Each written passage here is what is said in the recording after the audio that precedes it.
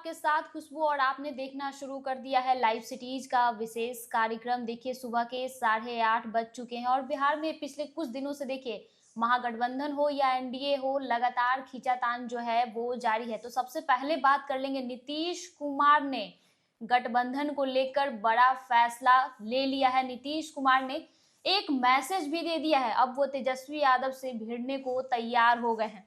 इसके साथ ही बिहार में शराबबंदी को लेकर बड़ा ऐलान कर दिया है। तेजस्वी ने कहा है अगर हमारी सरकार बनी तो शराबबंदी कानून को लेकर उन्होंने जिक्र किया। इसके साथ ही मांझी जो है वो नो कंप्रोमाइज के मूड में आ गए हैं। क्या मांझी पाला बदलेंगे, ये सवाल है, ऐसा हम नहीं कह रहे हैं। इसके साथ ही बिहार की राजनीति में चाचा के बेटे की एंट्री हो गई है, बयान भी आ गया है, वोट की अपील भी कर रहे हैं। इसके साथ ही हम बात करेंगे बीपीएससी अभ्यर्थी को लेकर गुरु रहमान जो है वो बड़ा कदम बीते दिनों उठाया था। आप सबने देखा था, लाइव सिटीज पर वो वीडियो भी चला था कि किस तरीके से गुरु रहमान ने हाथ काटा और लेटर जो है वो लिखा था। इसके साथ ही हम बात कर लेंगे अनंत सिंह जो पूर्व विधायक हैं, उन पर गोलियों की बौछार की गई है। इन सब मुद्दों पर हमारे साथ बातचीत करने के लिए सीनियर जर्नलिस्ट रवि उपाध्याय मौजूद है, जिनसे हम जानेंगे सर नीतीश कुमार फैसला ले लिया है और बड़ा मैसेज भी दे दिया है। देखिए, नीतीश कुमार जेडीयू के राष्ट्रीय अध्यक्ष हैं और बिहार में महागठबंधन की सरकार के अगुवा हैं। उन्हीं के नेतृत्व में बिहार में सरकार भी चल रही है एनडीए की। तो जो केंद्र और बिहार में डबल इंजन की सरकार है, तो ऐसे में हम लोग जो बात करना चाह रहे हैं और जो लाइव सीरीज के व्यूअर्स को बताना चाह रहे हैं कि मणिपुर में जिस तरीके से वहाँ के जेडीयू के प्रदेश अध्यक्ष जो है सो के वीरेंद्र सिंह ने राज्यपाल को एक पत्र लिख करके दिया और वो भाजपा को माने समर्थन की बात जो समर्थन की बात कही थी उन्होंने। हाँ, तो वो उसी पर यह जो बात कही गई है, तो यह जदयू ने वहाँ के जो जेडीयू के प्रदेश अध्यक्ष हैं मणिपुर के वीरेंद्र सिंह को अनुशासनहीनता के आरोप में जो है सो मुक्त कर माने ये निलंबित कर दिया है। उन पर कार्रवाई की है अनुशासनहीनता को लेकर, बगैर पार्टी से किसी तरह का बात विचार किए, बगैर किसी तरह का निर्णय लिए हुए। तो ये देखिए, इसमें समझने वाली बात यह है जो हम बताना चाह रहे हैं कि बिहार में 10 माह के बाद ठीक विधानसभा का चुनाव होना है। तो स्ट्रांग एक्शन लेकर के मणिपुर के प्रदेश अध्यक्ष को जिस तरीके से अनुशासनहीनता के आरोप लगा करके कार्रवाई की है जेडीयू ने, तो वो एक मैसेज लाउड एंड क्लियर है आम आवाम में कि जेडीयू मजबूती के साथ एनडीए में बनी हुई है और कोई झोलझाल इस तरीके की कोई बात होती हुई क्योंकि देखिए एक बात समझ लीजिए, नीतीश कुमार ने सर फुल स्टॉप कहीं ना कहीं अब दे दिया है। बिल्कुल, अब कहीं कोई जो इधर उधर की बात हो रही थी कि नीतीश कुमार इधर चले जाएंगे, इधर चले जाएंगे, उनसे गलबहियां होगा, ये होगा, तो अब पूरी तरह से फुल स्टॉप लगा दिया गया। और देखिए, मणिपुर में एक बात और समझना पड़ेगा कि देखिए, जब वहां 2022 में विधानसभा का चुनाव हुआ था, उस समय 6 विधायक जेडीयू के थे, जिसमें 5 ने भारतीय जनता पार्टी में शामिल हो गया था। 5 विधायक, और एक विधायक जो है सो मोहम्मद अब्दुल नासिर जो हैं, एकमात्र विधायक थे जो जेडीयू के थे। वही अब उन्हीं के जो है सो पाला बदलने और इस सब का लेटर जो बात कही जा रही है, उसी को लेकर के जेडीयू ने स्पष्ट क्लियर अपना स्टैंड कर दिया है। तो ऐसी परिस्थिति में अब समझा जाए कि अब नीतीश कुमार की पार्टी जनता दल यूनाइटेड कोई इधर उधर नहीं, वह मजबूती के साथ एनडीए में है। तो अब कोई इस पर उहापोह की स्थिति नहीं है। तो नीतीश कुमार ने एक तरह से कह सकते हैं कि सर फुल स्टॉप दे दिया है सारी कयासों पर। इसके साथ ही हम बात करेंगे, देखिए तेजस्वी यादव ने आरा में बड़ी बात कह दी शराबबंदी को लेकर। देखिए, तेजस्वी यादव नेता प्रतिपक्ष हैं और वह क्या कर रहे हैं, तो वह कह रहे हैं कि अगर यदि उनकी सरकार बनती है, महागठबंधन की उनके नेतृत्व में, तेजस्वी यादव के नेतृत्व में 2025 में सरकार बनती है, तो शराबबंदी कानून में समीक्षा की उसकी समीक्षा की जाएगी, रिव्यू की जाएगी। देखिए, तो कानून शराबबंदी कानून जो बिहार में पूर्ण शराबबंदी लागू है, नीतीश कुमार ने लागू किया है, तो उसको ऐसे समझिए कि वो लगातार उसका रिव्यू होते रहता है।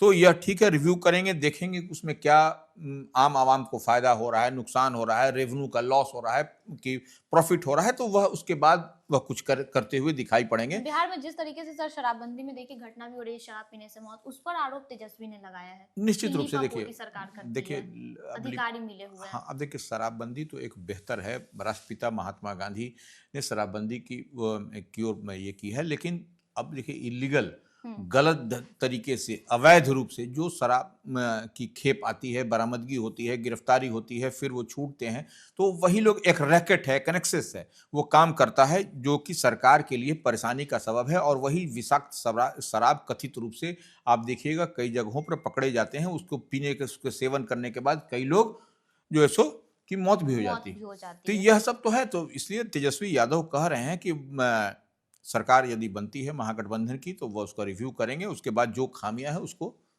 ये करेंगे, दूर तो करेंगे। तेजस्वी ने साफ कह दिया कि शराबबंदी कानून में समीक्षा की जाएगी। इसके साथ ही मांझी ने खुले मन से जो सर ऐलान किया है कि अब वो कंप्रोमाइज के मूड में सर नहीं दिख रहे हैं। अब मांझी देखिए, क्या लग रहा है? जीतन राम मांझी की नाराजगी, हम बार बार लाइव सिटीज इस बात को बता रहा है कि जीतन राम मांझी जो हिंदुस्तानी आवाम मोर्चा के राष्ट्रीय संरक्षक हैं और नरेंद्र मोदी कैबिनेट में मिनिस्टर हैं, वो उनकी जो कहीं ना कहीं आप अगर डिकोड करिएगा किसी बात को, अगर डॉट से डॉट मिलाइएगा, तो उनकी नाराजगी कहीं ना कहीं विधानसभा जो दिल्ली में हो रहा है उसके वहां पर एनडीए फोल्ड से उनकी पार्टी को एक भी सीट नहीं मिलना हाँ, वो तो परेशानी का कह है। भी रहे हैं सर कि बिहार में औकात दिखा देंगे वही अगर। वही बता रहे हैं। तो फिर अब उसके बीते दिन आप देखिएगा कि झारखंड में भी विधानसभा के चुनाव हुए, उसमें भी एनडीए फोल्ड से हिंदुस्तानी आवाम मोर्चा को, जीतन राम मांझी की पार्टी को सीट नहीं मिला। तो और वहां पर ठीक नरेंद्र मोदी कैबिनेट में चिराग पासवान जो लोक जनशक्ति पार्टी रामविलास के राष्ट्रीय अध्यक्ष हैं, उनकी पार्टी को दिल्ली में भी विधानसभा में एक सीट मिला। झारखंड विधानसभा में भी जब चुनाव हुए थे उसमें भी एक सीट मिला बीते दिन। तो यही उनकी नाराजगी का है और वह कह रहे हैं कि 40 सीट तो हमारी कार्यकर्ताओं की मांग है बिहार में, कम से कम 20 सीट हमको चाहिए, उससे कम में हम कंप्रोमाइज नहीं करेंगे। तो यह कहीं ना कहीं असहज करता हुआ दिखाई पड़ रहा है और यही जो है सो तो जीतन सर राम। बीजेपी के लिए तो फिर मुश्किल हो जाएगा अगर मांझी 20 सीट मांग रहे हैं। नहीं, देखिए, आप यही तो सबसे बड़ी बात है, यही परेशानी का सबब है कि जीतन राम मांझी ने एक बड़ा बयान दे दिया है। और देखिए उसी के बाद को देखिए उनके पुत्र जो हैं, तो जीतन राम मांझी के पुत्र नीतीश कैबिनेट में मिनिस्टर हैं, संतोष सुमन, और वह हिंदुस्तानी आवाम मोर्चा के अध्यक्ष हैं, राष्ट्रीय अध्यक्ष हैं वो। तो ऐसे में वही डैमेज कंट्रोल करते हुए दिखाई भी पड़ रहे हैं। उनका भी बयान पीछे बीते दिन आया था कि उनके पिता जीतन राम मांझी के बयान को मीडिया तोड़ मरोड़ कर दिखा रही है, लेकिन सच्चाई तो इससे इतर है। जीतन राम मांझी का लगातार बयान आ रहा है और वह जो नाराजगी है जीतन राम मांझी के बयान से स्पष्ट छलकती हुई दिखाई पड़ रही है। इसलिए इसको मीडिया कहीं तोड़ मरोड़ नहीं है, जो जीतन राम मांझी कह रहे हैं वही वर्बेटम मीडिया भी दिखा रही है और बतला रही है। तो जीतन राम मांझी लगातार बयान दे रहे हैं कि 20 सीट से इधर वो नहीं मानेंगे। इसके साथ ही देखिए चाचा की बेटी की सर बिहार की राजनीति में एंट्री हो रही है। देखिए, चाचा कहें तो वो इसको ऐसे समझा जाए कि महागठबंधन में आप देखिएगा कि पशुपति कुमार पारस जो चाचा हैं, वो चाचा किसके हैं? चिराग पासवान के चाचा हैं। बीते दिन जो आपने देखा कि लोजपा दो फाड़ हुई थी, एक लोक जनशक्ति पार्टी रामविलास और एक राष्ट्रीय लोक जनशक्ति पार्टी जिसके अध्यक्ष पशुपति कुमार पारस हैं, चिराग पासवान के चाचा जो पूर्व केंद्रीय मंत्री थे। तो उनके आपको पशुपति कुमार पारस बीते दिन गर्दनी बाग में दलित सेना की ओर से धरना का, चौकीदार दफ्तार की डिमांड को लेकर के, मांग को लेकर के धरना पर बैठे थे। उनके साथ में पार्टी के वरिष्ठ नेता और पूर्व सांसद सूरजभान सिंह भी थे। प्रिंस राज पूर्व सांसद जो उनकी पार्टी के राष्ट्रीय लोजपा के प्रदेश अध्यक्ष हैं वह भी थे और तमाम बड़े बड़े चेहरे वहां पर थे। उसमें उन्होंने अपने बेटे जो है सो यशराज पासवान को पहली बार इंट्रोड्यूस किया, धरना में बैठाए।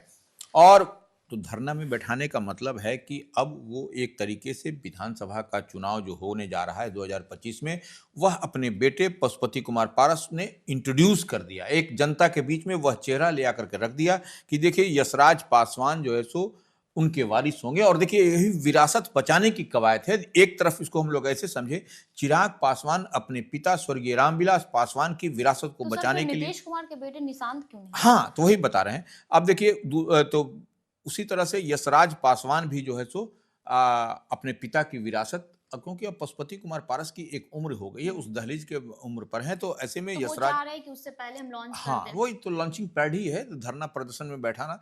तो ये एक बात होगी। अब देखिए निशांत कुमार जो मुख्यमंत्री नीतीश कुमार के पुत्र हैं, तो जेडीयू के राष्ट्रीय अध्यक्ष हैं नीतीश कुमार, यह बताने की आवश्यकता भी नहीं है।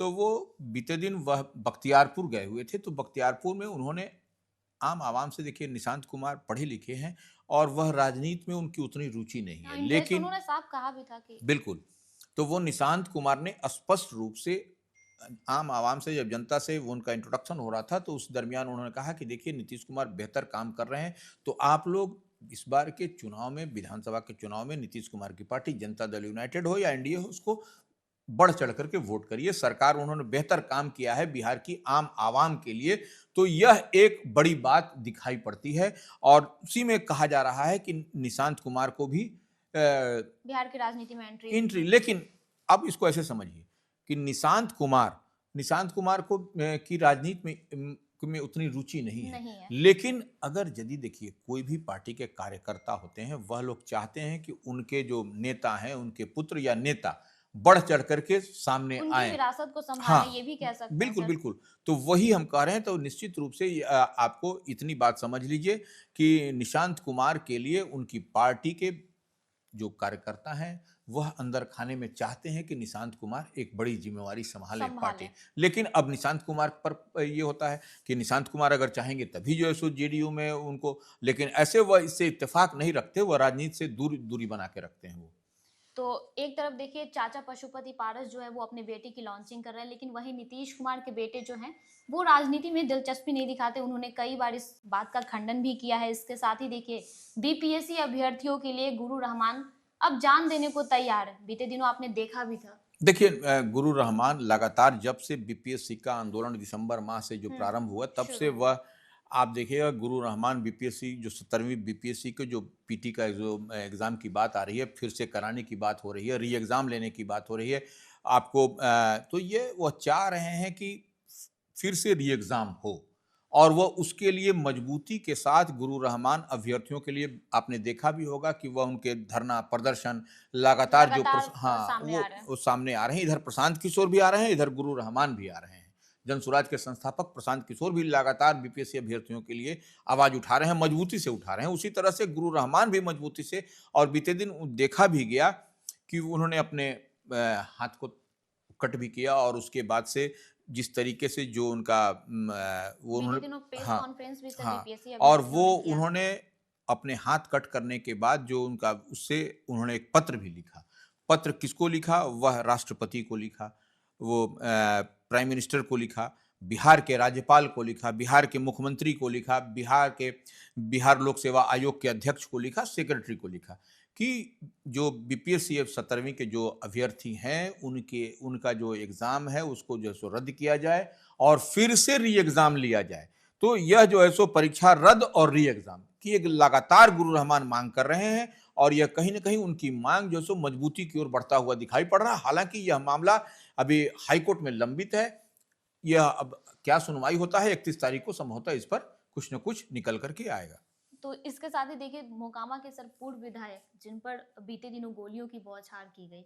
देखिए जो जानकारी छल करके आई है उसमें नौरंगा एक मोकामा में एक गाँव। जगह है, गांव है, वहां पर कोई जमीन का कोई डिस्प्यूट था, उसी को लेकर के पूर्व विधायक वहां अनंत सिंह गए थे, और उनके जाने के बाद संभवतः वो वहां पर कोई माने वो फायरिंग की गई है, और उसके बाद वहां से पुलिस ने 3 खोखा भी बरामद किया है स्पॉट से, जो पीओ है, प्लेस ऑफ ऑकरेंस, वहां से 3 खोखा भी बरामद किया है। लेकिन अब तो मामला जो है सो पुलिस इसकी अनुसंधान जांच कर रही है। एएसपी वहां पर हैं, तो वो उसकी जांच कर रहे हैं। अब देखने वाली बात होगी कि क्या मामला पूरा छन करके आता है।